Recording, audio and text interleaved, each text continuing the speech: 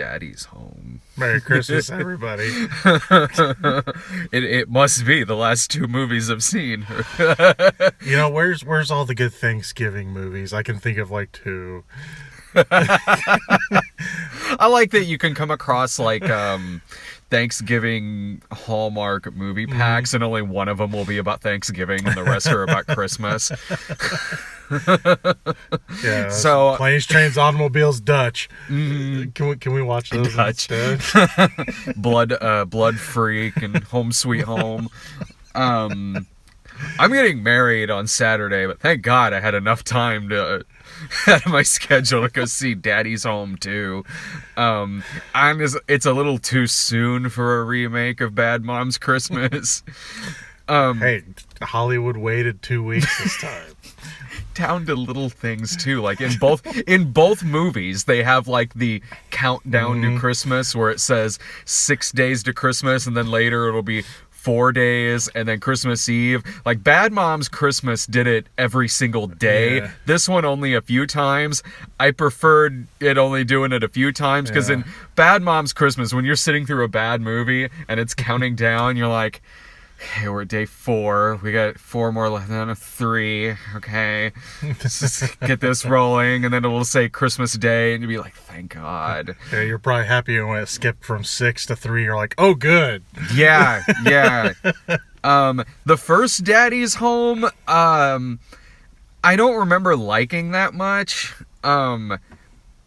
But I remember not being mad about it or even hating it, really, because I remember there were moments, like whenever Thomas Hayden Church was on screen, it would make me laugh.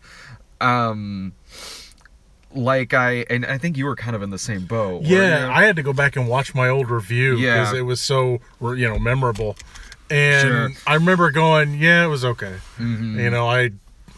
But deep down, I was like, I don't think I liked it. I never remember liking it. I remembered the ending, the John Cena thing. Oh, yeah. And that was about it. I remembered a few of the little things here and there, but I didn't really remember my review. I was just like, yeah, it was okay. I was like, oh, all right. Well, I didn't expect much out of this one, and I didn't get much out of this one. I remember the first Bad Moms was a movie that I liked better than Daddy's Home. This movie's not very good, but I liked it better than Bad Moms Christmas. I don't know if I'd say that. Really? Yeah, the Bad Moms movies were okay with me in the right mood. The first Bad Moms I thought was all right. And I like them both. The first one was definitely better than the second one. Mm-hmm. But, I mean, those 2 movies had pretty much, it's like, oh, let's bring in, the extended family. It does what the Fockers movies did. Yeah. I was thinking that towards the end of this movie. It's kind of the same thing. This one, to me, I couldn't wait for it to be over. I was getting some chuckles here and there. Mel Gibson's one-liners were really what was doing it for me. That is what kept me from really disliking this, and that alone, Mel Gibson alone in this movie, made me like this a lot better than Bad Moms Christmas. Yeah, him just being a sarcastic dick. Yeah. Also, even in how this movie was better made than Bad Moms Christmas, I thought it was written, at least, okay, Bad Moms Christmas felt like it was written quick, because it probably was. The first one was only a year ago. Yeah. This one, it also isn't very good, but it felt like they at least had a little bit more time on the script. Like they planned on making it. Yeah, but yeah, and even the extended family stuff I liked better in this. Really, in Bad Moms Christmas, it was just Susan Sarandon. In this, no, I got a kick out of both of them. And Mel Gibson in this is basically playing the devil, because he's a guy who shows up and is constantly instigating things and starting fights and getting other people to fight themselves and start arguments. Will Ferrell will do something stupid or something embarrassing will happen with him and Mark Wahlberg, and it'll cut to Mel Gibson just cackling maniacally, and then he'll just go off with some woman he's met at a bar. I loved him in this. Like, it felt like it was Mel Gibson starting shit and pointing his finger and laughing at a shitty Will Ferrell movie.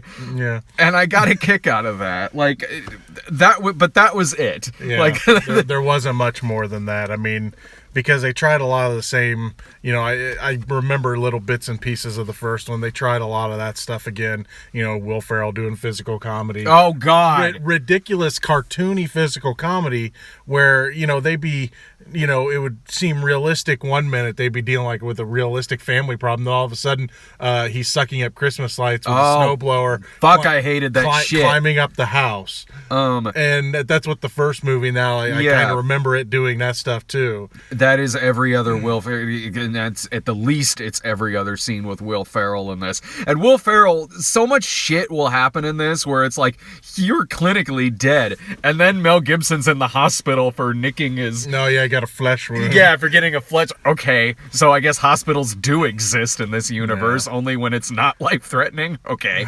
So, like, every other fucking...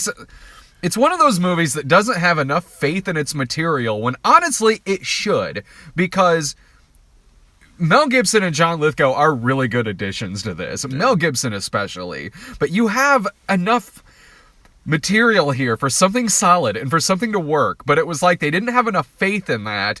So every 5 minutes, Will Ferrell is getting something dumped on his head, taking a pratfall. He can't even walk to the fucking van at the beginning of the movie without taking a hit to the head from a tetherball for no reason. Same with... Like, even Clark Griswold would call this guy a klutz. Like, at least with Clark, like, at least when, like, goofy slapstick stuff would happen with Clark, it had its place in that movie. Yeah. It wasn't every fucking 5 minutes. It felt like Clark Griswold is at least functioning in this universe. Will Ferrell, I don't know how he's fucking alive. Well, that's just it. Yeah, it would be realistic, and then he's like a cartoon living in this realistic world. He's Roger Rabbit. Right?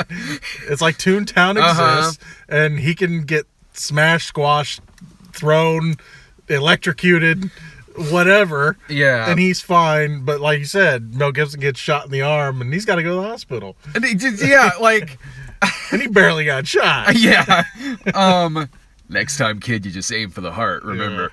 Yeah. So but the only laugh that there's this whole elaborate thing with a snowblower sucking up Christmas lights. The only laugh I got out of that wasn't from that, because, again, it's the 20th time I've seen Will Ferrell do something like this in the movie. The only laugh out of that I got was at the end of that scene where it cut to Mel Gibson recording it on his phone and cackling, going, this guy's a fucking idiot. It felt like Mel Gibson is just...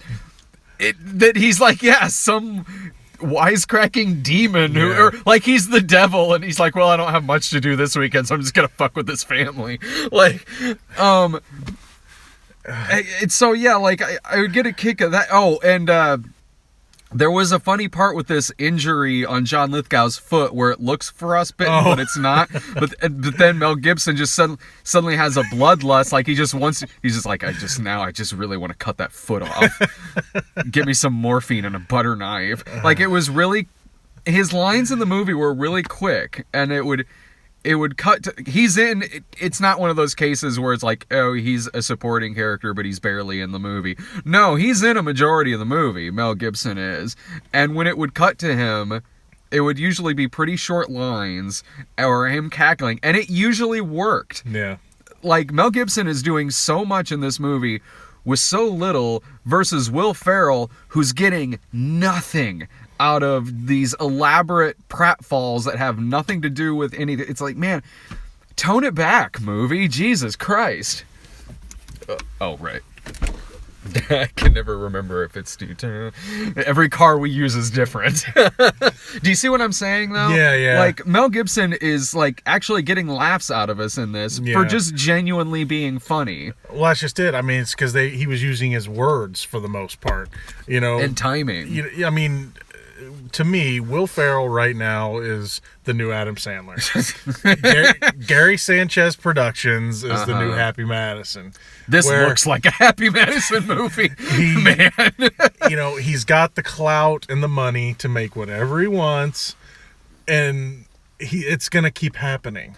And he's also got the clout to where, like in a case like The House, where no one tells him to shut up, and he just goes on and on and on. Great. It looked like in the case of this movie, like, because this is an ensemble film. It's not just the Will Ferrell show where he's just ad-libbing like a yutz for 2 hours. This is an ensemble film, so it felt like he was a little bit more held back than The House. I know that's not saying much because this movie still has a scene where he gets sucked up to the roof by a snowball machine, but at least it was like, okay, well, that feels like it was in the script. Yeah. Versus it's just Will Ferrell ad-libbing for an eternity. Well, there is just a lot of different stories going on, and I think that's why it doesn't just feel like his movies, because it's like it's got some of the same stuff from the first movie, and the two moms. That could have been, man. I mean, first of all, the Mark Wahlberg's wife in that movie barely has anything to do with this, and yet they still make her feel more important because she's like writing stuff down the entire time. That goes nowhere, and it of course goes nowhere, even though you're supposed to think it is. And man, she is just not a good person. No, I'm like, I don't understand. I barely understand the Will Ferrell Linda Cardellini relationship. Yeah. I definitely don't understand this one. Yeah, and then so you have that. Then you got the two dads or the two grandpas coming. Mm-hmm. You got the kid, the little boy likes a little girl. You got the little girl wants to be like her stepsister. There's just so much going on in this movie. That's why Will Ferrell can't run the entire show. But when thank God, I was thankful for that there was so much in this, because that. That just takes away from him getting to do what he wants. It keeps it from, well, being The House. Yeah, exactly. Yeah. And then the end of this movie turns into like a commercial for going to the movie theater. Okay. let me just say this. Did you want to watch Mistletoe? Yeah. There's a scene in the movie. It's a pretty funny scene. There's a snowstorm, and they have to go back because they leave this cabin they're at, and they have to go back because an avalanche happened. Because movie, and so they all get stuck in a movie theater. It turns out like everyone that got stuck on the road goes to the movie theater, and of course all the movies are sold out except for the front row of Liam Neeson's new movie, which I want to watch. Mistletoe, Missle, toe, where he's a tow truck driver. He's a tow truck driver that has his kids, and they have to fight terrorists. Yeah. And I want to see it. And it had this cardboard display in the movie theater where Mistletoe was hanging down from a missile. And I'm pretty sure they got Liam Neeson to do the voice for when you hear the audio from the movie. Yeah, they don't show him. I wish they would have showed it. Maybe some bad green screen with him with a rocket launcher, like it was. They had a little cardboard standout. It's Liam Neeson with a rocket launcher and his kids. Yeah. But the voice, it definitely sounds like it. Yeah. And if it ain't him, bravo to the impersonator. He had a cameo in Ted too, so I'm sure this movie had no problem getting. He agreed to be in that, the other one, the Time in the West movie of Seth MacFarlane, so I'm sure he was in Entourage. And but then like there's this whole speech at the end in the theater lobby in which there's suddenly an awkward musical number for no reason. Now, did you see that coming? Because I did. They made earlier in the movie, they made an awful big deal about, they showed Mark Wahlberg's character in the past, and he was singing with his school or whatever, and he missed the part, right? And I'm like, oh, this is going to come back. And sure enough, it does. Yeah, that's right. Yeah, I forgot about that. I mean, at least with the whole... This movie felt like it had way more production to it than Bad Moms Christmas. Even in regards to that, it's like this musical number is really awkward and really not working, but at least there's some production put into this. Whereas Bad Moms Christmas felt like a string of barely connected sketches just kind of stitched together, and Merry fucking Christmas. They go into a speech about going to the movie theater and how great it is. Like, you don't need to sell me on that. I'm here right now. Yeah. I'm paying to see this movie. It's like, no, real. Well, they even did that thing at the beginning of the movie. And, They did. And they had the four of them sitting at, well, it looked like a Thanksgiving table, but I imagine it was supposed to be Christmas. And they said, and they're like, thank you for filling theaters. And there was like, what, maybe there was 8? Yeah, there was a handful. The dude sitting by when it showed the trailer for Downsize in front of this, the dude sitting behind us goes, that looks stupid. I'm like, motherfucker, you're at Daddy's home too. It's even funnier because when you went to the bathroom, right, they walked in and they go, wow, and I'm not kidding, this is God's honest truth. They walk in, they go, wow, I can't believe there's not more people here. At Daddy's home too. At 10 o'clock on a Thursday night. Yeah. I mean, I know there's people out there that just stare at their clocks waiting for Will Ferrell movies to come out. I know that's a thing. Mm-hmm. But, no, yeah, the shock and surprise. And yeah, I wish, being a critic for as long as I have and as long as you have, I wish I had the blissful stupidity to enjoy a movie like this more, but man, did they enjoy that movie. They did. They got their money's worth. Like they did. Because they're just behind us, and they were having a good time. They were having none of that Sherlock Gnomes trailer though. There's new AMC ads now in front of these. It's not the dot people anymore, and I miss the dot people. Now it's this collection of footage from AMC theaters that are so not ours because they're drinking like out of glass Coca-Cola cups, and there's this the phone zapping technology that they're using to read the Stubbs points, and like I use the Stubbs thing on my phone, but she's not using laser technology out of her cell phone to do it. And also like the reclining like lazy boys with the dials on it and a fully tended bar. It's like, that's not I mean, don't get me wrong, I know those exist. I've been to AMC theaters where there is a fully stocked bar. That's not ours. There's none of that technology at our theater. I would have liked a MacGuffins to watch this movie right now. The what? The MacGuffin. That's the name of the bars in the AMC. It's the MacGuffin's bar. I could have used one of those tonight for this.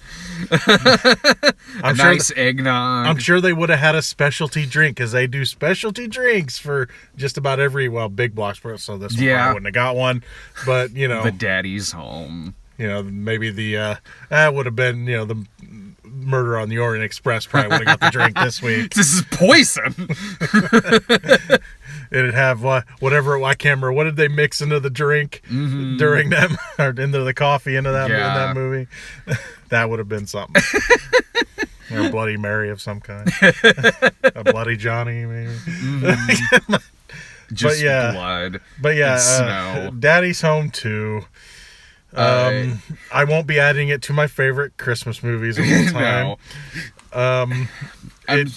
And of course we spoil plenty, so why not? Okay, in the Bad Moms Christmas, didn't the moms went to Vegas? Yeah, I was thinking that too. Yeah. Okay, at the end of that movie, and I saw it coming a mile away. They're probably gonna have a spinoff with the moms, right? I saw that coming from the commercial, and without seeing it. And they go, and at the end of that movie, they go to Vegas, or we're going to Vegas on a girls' trip, right? Okay, the grandpas are going to Vegas. The same thing happens here. On a dude's trip. And I would so rather see this spin-off movie, because Susan Sarandon was the only one of those three that I liked in Bad Moms Christmas. In this, wow, I really want to see grumpy-ass Mel Gibson and happy-go-lucky John Lithgow going to Vegas together. Like, why am I not? You didn't even have to make Daddy's Home 2. I just want to see this movie. This is not a very good movie. No. I probably like it on par with what I thought of the first one. Maybe I don't know, because I'm not mad at this. I can't say I hated it. It's not going to go on my worst list. all of that is honestly just because of Mel Gibson in this movie. I don't know who else you could put in that part. Mm-hmm. Get someone more like, I don't know. I don't know who you get to match up to be Mark Wahlberg's dad. I mean, he was a good pick. Yeah. To be that kind of character. Uh-huh. But I don't know if anyone else could have made that part enjoyable. You know what I mean?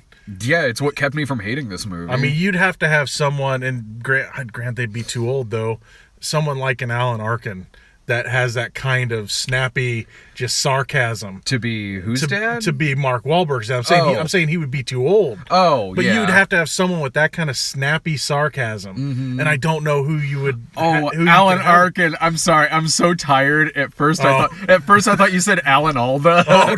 Like, interesting. No. I'm too tired to think of something that artistic. But I was like, well, maybe if they couldn't get John Lithgow. I could see them trying to do like a Robert De Niro there. Oh yeah, but of course, that would just be like that's Fockers. Yeah, which Mel Gibson.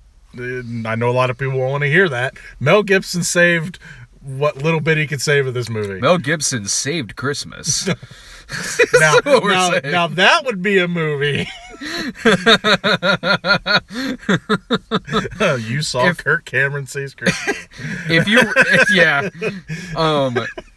If you really liked the first one, I guess you would probably like this one. I don't know.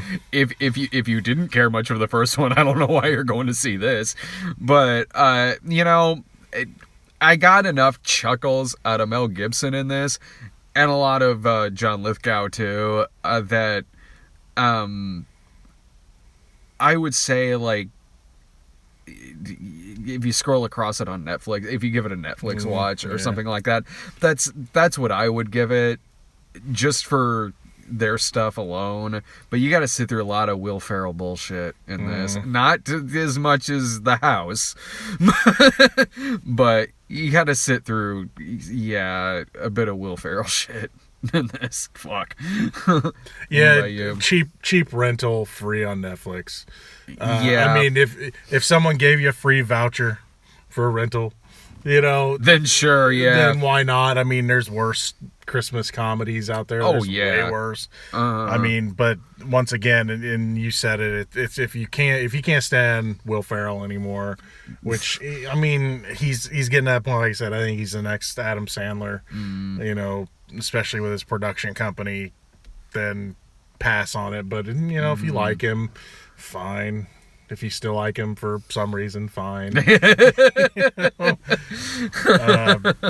better than The House. Yeah, I mean, if I had a gun to my head, I'd pick this over The House, all 6 chambers.